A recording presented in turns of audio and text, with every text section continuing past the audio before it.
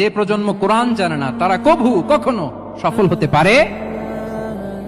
তাহলে আমাদের মুসলিম আইডেন্টিটিকে যদি প্রিজার্ভ করতে হয়, প্রোটেক্ট করতে হয়, প্রথমে আমাদেরকে সালাতের ব্যাপারে সোচ্চার হইতে হবে, সচেতন হইতে হবে। 2 নম্বরে কোরআনের সাথে আমাদেরকে অ্যাটাচমেন্ট বাড়াইতে হবে। কোরআন যেমনি বিশুদ্ধভাবে আমার আবৃত্তি করতে, তেলাওয়াত করতে জানতে হবে, আবার কোরআনের রিফ্লেকশন গুলো, কোরআনের শিক্ষাগুলো আমাদেরকে জানতে হবে। 3 নম্বর হচ্ছে হালাল হারাম কনসার্ন।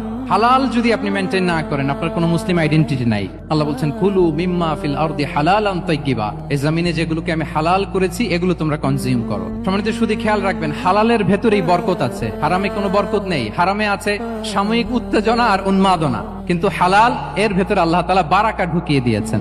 তাহলে আমরা হালাল কনজিউম করব সব ক্ষেত্রে। হারাম খেয়ে, হারাম কনজিউম করে যে ব্যক্তি দোয়া করে, যারা হারাম খায় তাদের দোয়া আল্লাহ কবুল করে না, এবং হারাম খেয়ে বর্ধিষ্ণু দেহ আল্লাহর জান্নাতে প্রবেশ করবে না।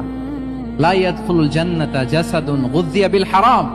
হারাম খেয়ে যে দেহ নাদুস নুদুস হয়েছে, ওই দেহ কখনো আল্লাহর জান্নাতে প্রবেশ করবে না। এজন্য খবরদার, আমাদের সবকিছু আমরা হালাল দিয়ে